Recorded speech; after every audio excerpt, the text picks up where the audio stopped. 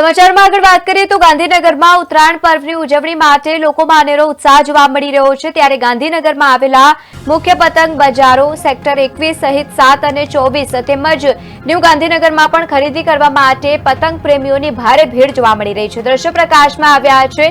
ઉત્તરાયણ પર્વે જ આ પર્વ પર પણ પતંગ અને દોરીના ભાવમાં 30% સુધીનો વધારો થયો છે।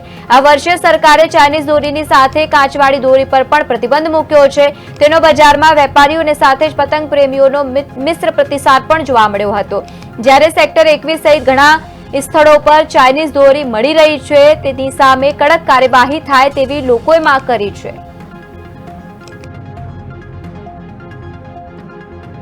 છેલ્લા 25 વર્ષથી આ પતંગ દોરીનો ધંધો ગાંધીનગર ખાતે સેક્ટર 21 ખાતે કરું છું।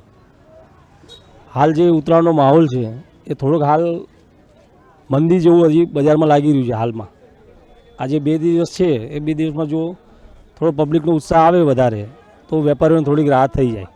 હાલ પૂરતી પતંગના ભાવમાં હાલમાં તેજી જ છે। હોલસેલમાં જે દર સાલ આવી એના કરતાં 20%ની બઢોતરી છે ભાવમાં। આ વર્ષે નવા પતંગ આવેલા છે। ખંભાતી, નડિયાદના, પછી પેટલાદના અલગ અલગ જાતના અલગ અલગ વેરાયટીમાં આવેલા છે પતંગો। અને સુરતી માજા દોરી બી સારી આવેલી છે। પછી શિવમ સુરતી બી સારી આવેલી છે। બહુ જોરદાર દોરી આવે છે અને ગ્રાહકોને પૂરતી દોરી મળે એવું અમારું ધ્યેય છે।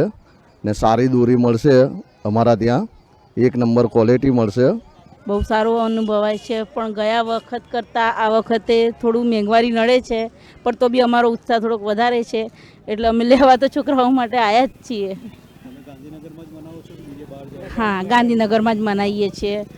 રેગ્યુલર ગાંધીનગરમાં જ અમે અહીંયા લગભગ અહીંયાથી જ લેતા હોઈએ છીએ ને અહીંયા જ